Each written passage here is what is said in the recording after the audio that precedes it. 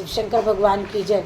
अब इसी रुद्र संगीता में नारद जी का भगवान विष्णु जी को क्रोध पूर्वक, नारद जी जाते हैं विष्णु जी के धाम में और क्रोध से विष्णु जी को फटकारते हैं और विष्णु जी को भी श्राप दे देते हैं नारद जी।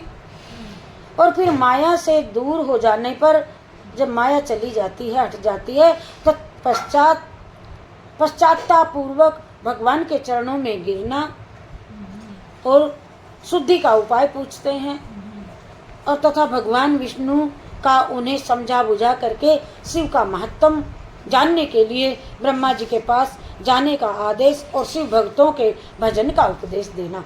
जय शिव शंकर भगवान की जय। इस तीसरी कथा में सूर्य जी कहते हैं कि महर्षियों माया मोहित नारद मुनि उन दोनों शिव गणों को यथोचित श्राप देकर भी भगवान शिव की इच्छावश मोह निद्रा से जाग ना सके और वे भगवान विष्णु के किए हुए कपट को याद करके मन में दुस्सह क्रोध लिए विष्णु लोक को चले गए और समीधा पा करके प्रज्वलित क्रोध इतनी अग्नि प्रज्वलित हुए और अग्निदेव की भांति क्रोध से उन्होंने विष्णु जी को भी जलते हुए बोले। उनका ज्ञान नष्ट हो गया था, इसलिए वे दुर्वचन पूर्वक व्यंग विष्णु जी को सुनाने लगे। नारद जी ने कहा, हरे हरे तुम बड़े दुष्ट हो, कपटी हो, समस्त विश्व को मोह में डाले रहते हो। दूसरों का उत्साह या उत्कृष्ट तुमसे सहा नहीं जाता। तुम मायावी हो, तुम्हारा अंतःकरण मलिन है। पूर्व काल में तुम्ही ने तो मोहिनी रूप धारण करके कपट किया था।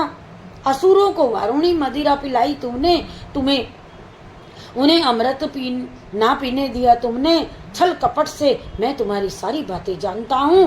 कहूँगा आज सब छल कपट से ही अनुराग रखते हो। हरे हरे तुम यदि महेश्वर रुद्र दया करके विष ना पी लेते तो तुम्हारी सारी माया उसी दिन समाप्त हो जाती। ये तो भला हो शंकर जी का। विष्णु देव कपट पूर्वक चाल तुम्हें अधिक प्रिय है, तुम सदैव कपटी हो। तुम्हारा स्वभाव अच्छा नहीं है तो भी भगवान शंकर ने तुम्हें स्वतंत्र बना दिया है और तुम्हारी इस चाल ढाल को समझ करके अब वे भगवान शिव ही पश्चाताप करते होंगे, पछताते होंगे तुम्हें ये पद दे दिया।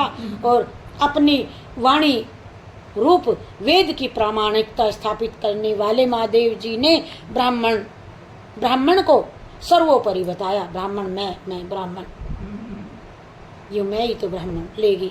हरे इस बात को जान करके आज मैं बलपूर्वक तुम्हें जो भी हो कहूँगा और मैं तुम्हें सारी सीख दूंगा, जिससे तुम फिर कभी कहीं भी ऐसा कर्म ना कर सकोगे जो तुमने मेरे साथ किया। अब तक तुम्हें किसी शक्तिशाली से, तुम्हें तेजस्वी से पाला नहीं पड़ा था, इसीलिए आज तक तुम निडर बने थे। परंतु हे विष्णु आज जान ले कि तेरी करने का पूरा फल तुम्हें चखा दूंगा और मिलेगा तुम्हें तुम्हारी करने का फल। और विष्णु भगवान से ऐसा कहते कहते माया से मोहित नारद मुनि ने जो कहना था कहा। ब्रह्म तेज का प्रदर्शन करते हुए क्रोध से खिन्न हो उठे और श्राप देते हुए बोले, हे विष्णु तुमने स्त्री के लिए मुझे तड़पाया है, मैं व्याकुल हुआ हूँ। इसी से तुम भी इसी तरह से सबको मोह में डालते रहते हो। ये कपट पूर्वक कार्य करते हुए तुमने जिस स्वरूप से मुझे संयुक्त किया था उसी स्वरूप से तुम भी देख लेना मनुष्य हो जाओगे और स्त्री के वियोग का दुख तुम भी भोगोगे। ये जान लो कि तुमने जिन वानरों के समान मेरे इस मुख को बनाया और वैसे ही मुख वाले तुमको उसी समय तुम्हारे दो सहायक होंगे और तुम दूसरों को स्त्री विरह का दुख देने वाले हो, अतः स्वयं भी तुम ही स्त्री के वियोग के दुख को प्राप्त होवोगे। हे विष्णु, और अज्ञानता से मोहित मनुष्यों के समान वाणी बोलते रहे, कहते रहे जो आया और तुम्हारी ये स्थिति हो, तुम्हारी ये हो स्थिति हो। अज्ञान से मोहित हुए नारद जी ने मोहवश श्री हरि जी को इस तरह से श्राप दे दिया। तब उन्होंने शंभु की माया की प्रशंसा करते हुए उस श्राप को शिरोधार्य कर लिया। विष्णु जी ने स्वीकार कर लिया। और तदंतर महाशीला करने वाले शंभू जी ने अपनी उस विश्व विमोहिनी माया को, जिनके कारण ज्ञानी नारद मुनि भी मोहित हो गए थे, खींच ली माया अपनी। वह माया तुरंत खींच ली और उस माया के तिरोहित होते ही नारद जी पूर्ववत शुद्धि बुद्धि आ गई। नारद जी युक्त हो गए अपने रूप में और उन्हें पूर्ववत ज्ञान प्राप्त हो गया पहले जैसा। और उनकी सारी व्याकुलता जो थी मन में, बस ले लिया मैंने, मेरी वो चुभ है इसमें जमीन में गाड़ ले ली, ले रखा, व्याकुल हो जाती है जिससे जैसे क्रोध में बुद्धि और पूर्ववत ज्ञान आ गया नारद मुनि में। और इससे उनके मन में बड़ा विस्मय हुआ। वे अधिक पश्चाताप करते हुए बारंबार अपने को कोसने लगे और अपने ही वे रूप में अपनी निंदा करने लगे। उस समय उन्होंने ज्ञानी को भी मोह में डालने वाली भगवान शंभु की माया की सराहना की। तदंतर ये जान करके कि माया के कारण ही मैं भी भ्रम में पड़ गया हूँ और ये सब कुछ मेरा माया जनित भ्रम ही तो था। और वैष्णव शिरोमणि नारद जी भगवान विष्णु के चरण में गिर गए और भगवान श्री हरि ने उन्हें उठा करके खड़ा कर लिया।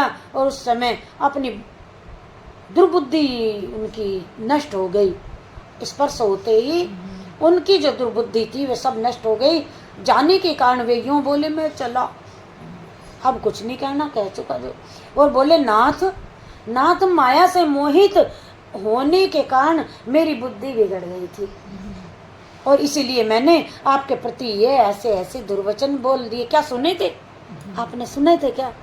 विष्णु जी को बोले, क्या ध्यान से सुने मैंने जो कहा? और मैंने बड़े बड़े बुरे दुर्वचन आपको बोले, आपको श्राप तक भी मैंने दे डाला। हे प्रभु, उस श्राप को आप मिथ्या समझ लेना, झूठ समझ लेना, ऐसा सोचना मैंने कुछ नहीं कहा। हाय, मैंने बहुत बड़ा पाप कर लिया है, अब मैं निश्चय ही नरक में पड़ूंगा। हे हरे हे विष्णु, मैं आपका दास हूँ, बताइए अब निवारण कैसे होगा?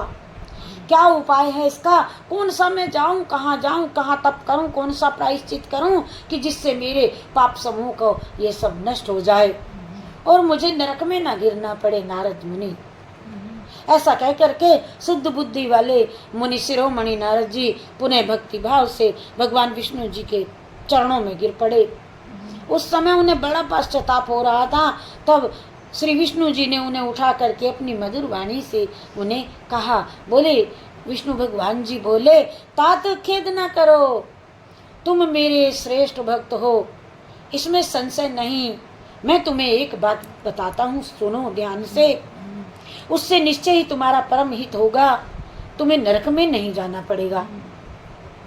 भगवान शिव तुम्हारा कल्याण करेंगे। तुमने मद से जो भी मोहित होकर के मुझको कहा, जो भगवान शिव की बात नहीं मानी थी, बस इतनी सी गलती है। शिव ने आपको कहा था मुझे मत बताना, तुमने पिता को भी बताया और मुझे भी बताया, उनकी अवहेलना आपने कर दी। उसी अपराध का भगवान शिव ने तुम्हें ये फल दिया है, क्योंकि वे ही तो कर्म फल के दाता हैं। और तुम अपने मन में ये दृढ़ निश्चय कर लो कि भगवान शिव की इच्छा से ही सब कुछ होता है, सब कुछ हुआ है और सबके स्वामी परमेश्वर शंकर ही हैं और वही सबके गर्व को दूर करने वाले हैं। वे ही ब्रह्म परमात्मा हैं, उन्हीं का सच्चिदानंद से बोध होता है। वे निर्गुण और निर्विकार हैं, सत्य रज तम तीनों से परे हैं। वे निर्गुण और निर्विकार इन तीनों गुणों से परे हैं। वे ही अपनी माया को लेकर के ब्रह्मा और विष्णु और महेश और इन तीन रूपों में प्रकट होते हैं। और वे ही परमात्मा परमेश्वर पर ब्रह्म अविनाशी अनंत और महादेव आदि नामों से वे ही कहे जाते हैं। और उन्हीं की सेवा से ब्रह्मा जी जगत के सृष्टा हुए हैं, सृष्टि रचाने वाले। और मैं तीनों लोकों का पालन करता हूँ। विश्वम ही रुद्र रूप से सदा का संहार करते हैं और वे शिव स्वरूप से सबके साक्षी वे ही हैं। माया से भिन्न और निर्गुण हैं। स्वतंत्र होने के कारण वे अपनी इच्छा के अनुसार चलने फिरने और आहार विचार करने वाले हैं। आचार व्यवहार उत्तम है और वे भक्तों पर दया करने वाले हैं। हे नारद मुनि, मैं तुम्हें एक सुंदर उपाय बतलाता हूँ जो सुखद और समस्त और पापों का नाशक और सदा भोग और मोक्ष को देने वाला है। तुम उसे ध्यान से सुनो, तुम नरक से बच जाओगे। अपने सारे संशय को त्याग करके तुम अब भगवान शंकर जी के सुयश का गान करो, शंकर जी के सुयश का गान करो और सदा अनन्य भाव से उनकी भक्ति, शिव के नाम स्तोत्र का पाठ सदैव करो। शिव सहस्त्र नाम स्तोत्र का पाठ सदैव करो। मुने, तुम निरंतर उन्हीं की उपासना और उन्हीं का भजन करो और उन्हीं के यश को सुनो, उन्हीं के यश को गाओ तथा प्रतिदिन आप उन्हीं की पूजा अर्चना करते रहो। और जो शरीर और मन वाणी के द्वारा भगवान शंकर की उपासना जो करता है उसे पंडित या ज्ञानी जानना समझना चाहिए, वह जीवन मुक्त कहलाता है। शिव शिव इस नाम रूपी दावा नल से बड़े बड़े पातकों का असंख्य पर्वत अनायास भस्म हो जाते हैं। शिव शिव नाम लेने से बड़े बड़े पर्वतों जैसे पाप भी भस्म हो जाते हैं। और ये तो सत्य है, इसमें कोई संशय नहीं है। जो भगवान शिव के नाम रूपी नौका का आश्रय ले लेते हैं वे संसार सागर को पार कर जाते हैं, पार हो जाते हैं संसार सागर से। संसार के मूलभूत उनके सारे पाप निसंदेह नष्ट हो जाते हैं। हे महामुनि, संसार के मूलभूत जो पातक रूपी वृक्ष हैं, जो बड़े बड़े भारी पाप जैसे बड़े वृक्ष हैं, उनका शिव शिव नाम की कुठार से निश्चय ही स्वतः नाश हो जाता है। और जो लोग पाप रूपी दावा नल से पीड़ित हैं उन्हें शिव नाम अमृत की पान सदैव करते रहना चाहिए। शिव नाम रूपी अमृत का पान करना चाहिए।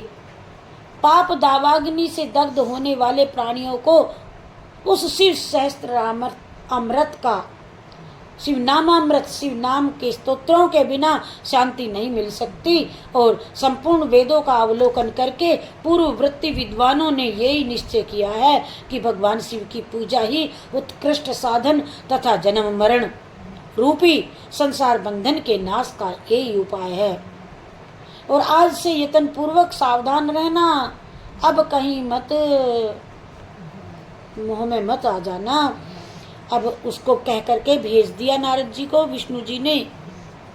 अब आगे से सावधान रहना, शंकर जी के शिव सहस्त्र नाम का पाठ करना और आप नरक से बच जाओगे। आज से यत्न पूर्वक सावधान रहकर विधि विधान के साथ भक्ति भाव से नित्य निरंतर जगदम्बा पार्वती जी के सहित महेश्वर सदाशिव का भजन करो। नित्य शिव जी की कथाएं सुनो और कथाएं का अत्यंत यत्न करने पर अपने बार बार अपने मन को मोड़ करके बारंबार शिव के भक्त के पूजन में लगाओ करो। मुनि श्रेष्ठ अपने हृदय में भगवान शिव के उज्जवल चरणार विंदों की स्थापना करके पहले शिव के तीर्थों में विचरे और फिर मुनि इस प्रकार परमात्मा शंकर के अनुपम महात्म का दर्शन करते करते हुए अंत में आनंद बन काशी में चले जाओ। और फिर उस स्थान भगवान शिव को जो बहुत ही प्रिय है उनके महात्म का दर्शन करो। वहाँ भक्ति पूर्वक विश्वनाथ जी का दर्शन पूजन करो और विशेषतः उनकी स्तुति वंदना करके तुम निर्विकार संशय रहित हो जाओगे। और नारद जी, इसके बाद तुम्हें मेरी आज्ञा से भक्ति पूर्वक अपने सभी मनोरथ सिद्ध करने के लिए निश्चय ही ब्रह्मलोक में चले जाना चाहिए।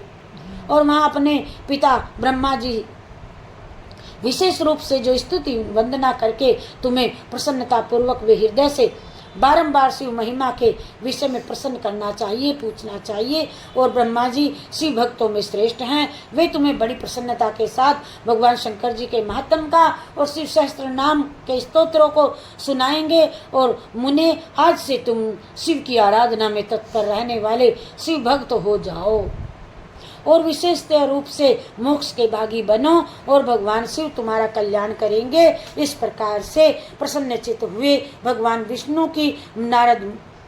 जी नारद मुनि को प्रेम पूर्वक उपदेश दे करके श्री शिव का स्मरण और वंदन और स्तवन करके वहां से अंतर्धान हो गए। बोलो जय शिव शंकर भगवान की जय।